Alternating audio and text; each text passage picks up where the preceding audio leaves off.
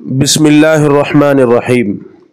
وصف کے یعنی اسم فاعل، اسم مفعول، صفت مشبہ وغیرہ کے احوال فاعل کے ساتھ۔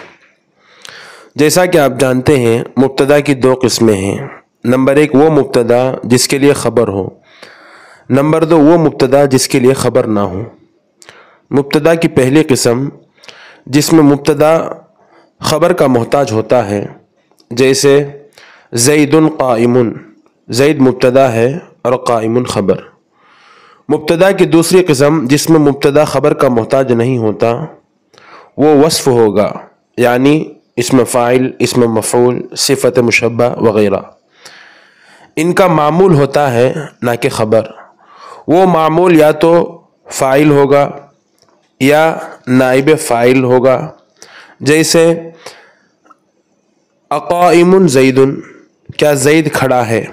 ترکیب حرف استفہام، قائم مبتدا ہے اور یہ وصف یعنی اسم فاعل ہے، زید فاعل ہے جس نے خبر کی جگہ کو پر کیا ہے۔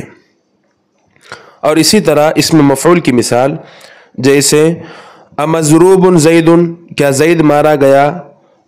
حرف استفہام، مضروب مبتدا ہے اور یہ وصف یعنی اسم مفعول ہے، زید نائب فاعل ہے جس نے خبر کی جگہ کو پر کیا ہے۔ جیسا کہ آپ جانتے ہیں اسم فاعل فعل مضارع معروف سے بناتے ہیں، اس لیے اسم فاعل کا معمول فاعل ہوگا، کیونکہ اقائم زید یہ ایقوم زید کے معنی میں ہے، اور اسم مفعول فعل مضارع مجہول سے بناتے ہیں، اس لیے اس کا معمول نائب فاعل ہوگا، کیونکہ امضروب زید یہ ایضرب زید کے معنی میں ہے۔ بہرحال جب مبتدا وصف یعنی اسم فاعل یا اسم مفعول، صفت مشبہ وغیرہ ہو تو یہ خبر سے بے نیاز ہوتا ہے۔ اس کے بعد اس کا معمول آتا ہے جو خبر کی جگہ کو پر کرتا ہے، چاہے وہ معمول فاعل ہو یا نائب فاعل ہو، جیسا کہ مثال مذکور میں آپ نے سمجھا۔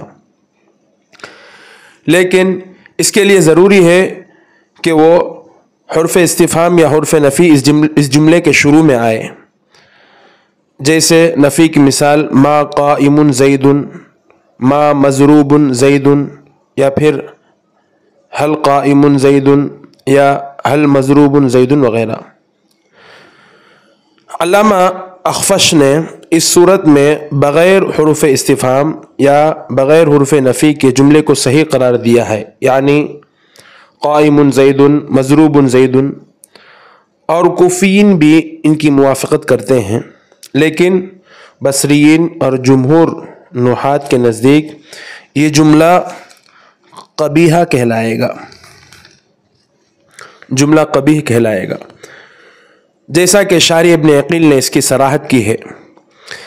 اس جگہ ایک اور اہم مسئلہ سمجھیں جس کے لیے یہ درس پیش کیا گیا، وہ یہ ہے کہ جب مبتدا وصف مفرد ہو، جیسے اقائم زید، تو اس میں آپ دو ترکیبیں کر سکتے ہیں۔ نمبر ایک، قائم مبتدا ہے، زید فاعل ہے جس نے خبر کی جگہ کو پر کیا ہے۔ دوسری ترکیب، قائم خبر مقدم ہے، زید مبتدا مؤخر ہے۔ یہ دونوں ترکیبیں جائز ہیں۔ یہ اس صورت میں ہے جبکہ وصف اور اس کا معمول مفرد ہو، یعنی واحد ہو، جیسا کہ مثال مذکور میں قائم یہ مفرد ہے، واحد ہے، زید یہ بھی واحد ہے۔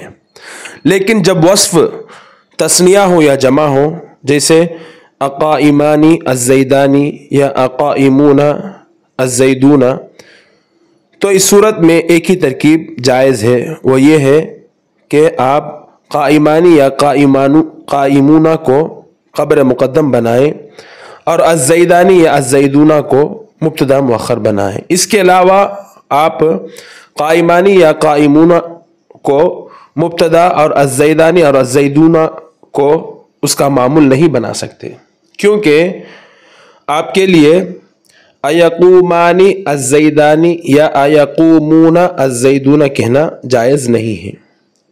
جیسا کہ آپ جانتے ہیں جب فاعل اس میں ظاہر ہو تو فعل کو مفرد ہی لانا چاہیے، مفرد لانا ضروری ہے، چاہے فاعل تثنیہ ہو یا جمع۔